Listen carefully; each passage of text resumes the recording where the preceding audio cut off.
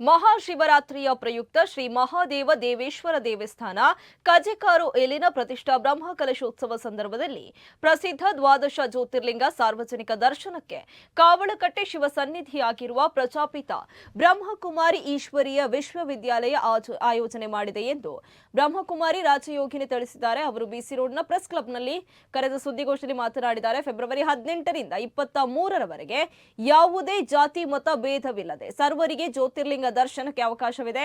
ಕಳೆದ ವರ್ಷ ಬಿಸಿ ರೋಡ್ನ ರಕ್ತೇಶ್ವರಿ ದೇವಸ್ಥಾನದ ಮುಂಭಾಗದಲ್ಲಿ ಇದೇ ಮಾದರಿಯಲ್ಲಿ ದರ್ಶನಕ್ಕೆ ಅವಕಾಶ ನೀಡಲಾಗಿದೆ. ಪ್ರತಿ ವರ್ಷ ಬೇರೆ ಬೇರೆ ಕಡೆಗಳಲ್ಲಿ ಈಶ್ವರೀಯ ವಿಶ್ವವಿದ್ಯಾಲಯದ ವತಿಯಿಂದ ಇಂತಹ ಕಾರ್ಯಕ್ರಮಗಳನ್ನು ಆಯೋಜಿಸಲಾಗಿದೆ. ಇನ್ನು ಈ ಸಂದರ್ಭದಲ್ಲಿ ಬ್ರಹ್ಮಕುಮಾರಿ ಸರೋಜಿನಿ, ಬ್ರಹ್ಮಕುಮಾರ ಮಂಜುನಾಥ್, ಬ್ರಹ್ಮಕುಮಾರ ಪ್ರಕಾಶ್ ಉಪಸ್ಥಿತರಿದ್ದರು. ಅದಕ್ಕೆ ಆಧ್ಯಾತ್ಮಿಕ ಶಿಕ್ಷಣದ ಮುಖಾಂತರ ಜೊತೆಗೆ ನೈತಿಕ ಶಿಕ್ಷಣ, ಮೌಲ್ಯ ಶಿಕ್ಷಣವನ್ನು ಸಹ ಈಶ್ವರ್ಯ ವಿಶ್ವವಿದ್ಯಾಲಯದಲ್ಲಿ ನೀಡಲಾಗ್ತದೆ.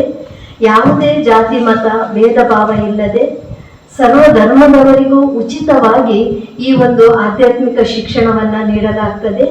ಇಲ್ಲಿ ಯಾವುದೇ ಲಿಂಗಭೇದವಿಲ್ಲ, ವಯೋಭೇದವಿಲ್ಲ. 3 ವರ್ಷದಿಂದ ಹಿಡಿದು 100 ವರ್ಷ ತನಕ ಸರ್ವರಿಗೂ ಸಹ ಉಚಿತವಾದಂತಹ ಮುಕ್ತ ಅವಕಾಶ ಇದೆ.